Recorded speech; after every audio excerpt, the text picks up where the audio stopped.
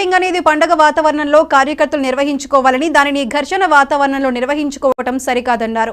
అదేవిధంగా election counting కు సంబంధించి జిల్లాలో ఎలాంటి ఊరేగింపులు, విజయోత్సవ ర్యాలీలకు అనుమతి లేదని ఆయన స్పష్టం చేశారు.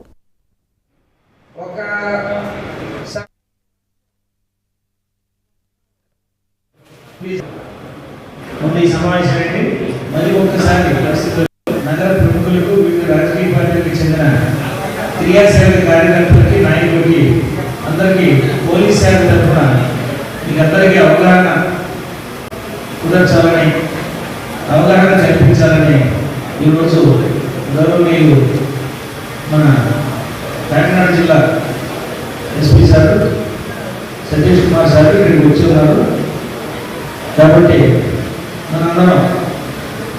ఈ సైలెన్స్ మెయింటైన్ చేసి ప్రశాంతంగా బాగా డిస్ట్రిబ్యూషన్ సౌండ్ లేకుండా చేసి ఇక్కడ ఉన్న ప్రతి ఒక్కరూ